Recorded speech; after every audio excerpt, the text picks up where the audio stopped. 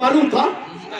क्या ये मालूम था कि इनका रजिस्ट्रेशन जो हुआ है वो केंद्रीय रजिस्ट्रार सोसाइटी में हुआ है और जो उनकी अथॉरिटी बॉडी है जिसको हम प्रपत्र सौंपेंगे तो इनके ऊपर कार्यवाहियां होने से दबाव बनना शुरू होगा। क्या मालूम था? नहीं मालूम था ना? क्या आपको ये मालूम था कि एम्बार्गो वाली चिड़िया जो है उसमें आपको गलत तरीके से ब्रीफ किया गया? ये मालूम था कि वो तो कह रहे थे कि एम्बार्गो है और सुप्रीम कोर्ट में हमारा मामला पेंडिंग है, जब सुप्रीम कोर्ट कोई निर्णय देगी तब कोई फैसला होगा। ये एजेंट साथी कहते थे कि नहीं कहते थे?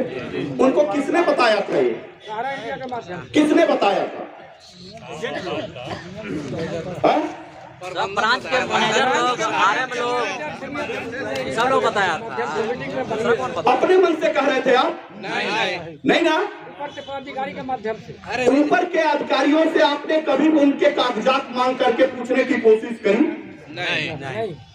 जो फरमान जो आता था उसको सुन लिया, दिया गया मीटिंग, उसको बता दिया, उसको कह रहे हैं और उसको कहते कहते किसको मूर्ख बना रहे थे?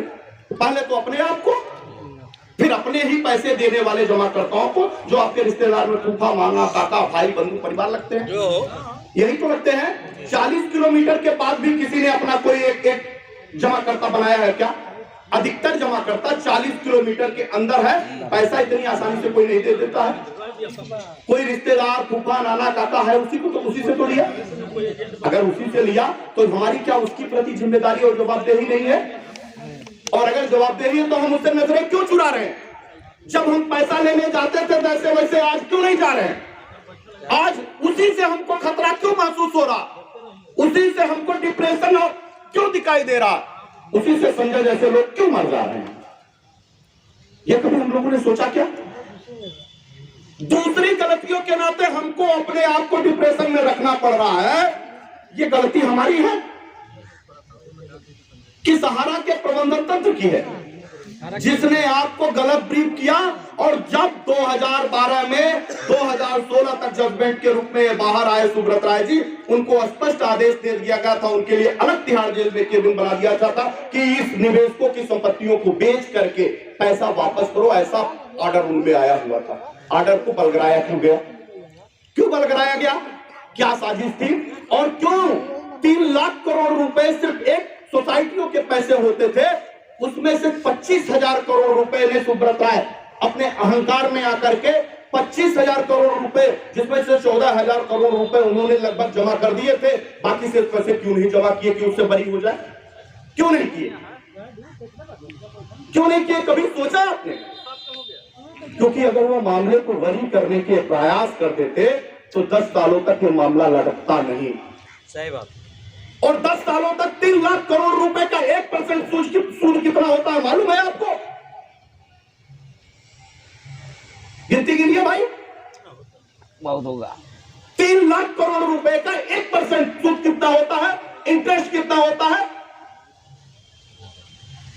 केंद्रीय रिजर्व बैंक की अथॉरिटी लाइन कहती है कि 5 से 6, 7%, 8% तक लोग कहीं कहीं अपनी एफडीआर कराते हैं।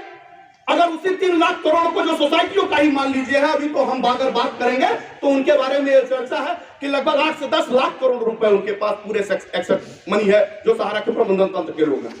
अगर हम 5% पे ही जोड़ दें तो कहां है सहारा प्रबंधन तंत्र का कोई घाटा? कहां है? जो 24,000 करोड़ रुपए के लिए इस नाते लगा के कि वो 10 साल तक मामला लटक जाए, वो किसके साथ अन्याय कर रहा था?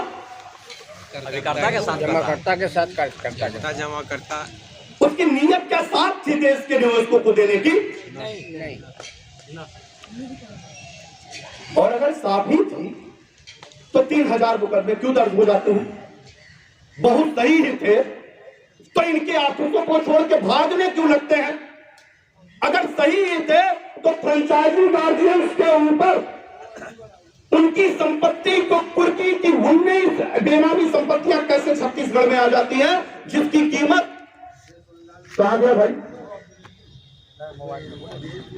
पॉकेट में। 1 मिनट।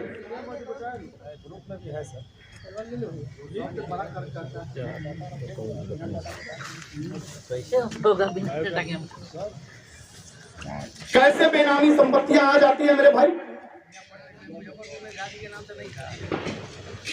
सहारा इंडिया के ब्रांच हेड ओम प्रकाश शर्मा के करोड़ों रुपए की संपत्ति की होगी और उसकी पैसे की 41 करोड़ रुपए कुर्की के आदेश हुआ। उसमें जिले के 3,848 निवेशकों का 41 करोड़ फंसा है और इनकी बेनामी संपत्तियां क्या है। और ये शर्मा जी जनाब साइकिल से चलते थे और ये संपत्ति उन्होंने महज 15 से 20 सालों के अंदर बनाई है। ये पैसा कहां से आया जब कोई और काम नहीं करते थे। आप चाहते थे कि हम भूखों मर रहे हैं, हमको खाने को नहीं, ये पैसा कहां से आ गया जब इनकी संपत्ति मर जाए। ये फ्रेंचाइजी राजेंद्र साहब जो रोना रोते हैं कि हमारे पास कुछ नहीं रह गया है, हमारे ऊपर इतनी बड़ी लाइबिलिटियां हैं, प्रत्येक बंगले खंगाने जाएंगे तो छेदों के छेद और छेदों के छेद नजर आएंगे। और ये थोड़ी हम थोड़ी खोल रहे हैं, ये कानून खोल रहा। कानून कोई ना कोई जमा करता तो जागेगा ही, कभी ना कभी बिल्ली के गली में घंटा बांधेगा ही।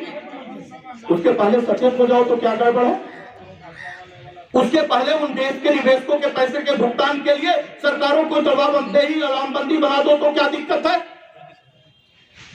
और वो ऑल इंडिया जन आंदोलन संघर्ष न्याय मोर्चा ने आपके हिस्से की लड़ाई को कर डाला था, लेकिन आपने ही डुबाया 5,000 करोड़ रुपए।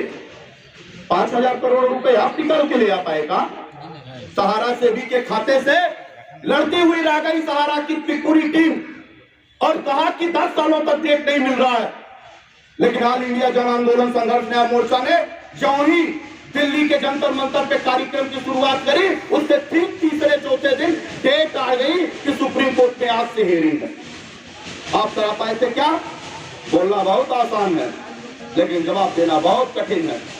आप अपने यहाँ खड़े होकर के यह बात कर सकते हैं कि हम ने नमक नहीं खाया, हम गद्दार नहीं हैं, लेकिन आप हमसे कह सकते हैं अपने ही जमाकर्ताओं के बीच में जब जाएंगे तो एक दिन आपसे ही प्रश्न पूछा जाएगा, फिर आप वहां जवाब नहीं दे पाएंगे। मैंने कहा कि शिक्षक और गुरु में मैं हो सकता है आपके उम्र में छोटा हूं, मैं मानता हूं कि मुझे आपसे ज्यादा अनुभव नहीं है, लेकिन कभी कभी सुई भी काम आ जाती है। ध्यान रखिएगा। All India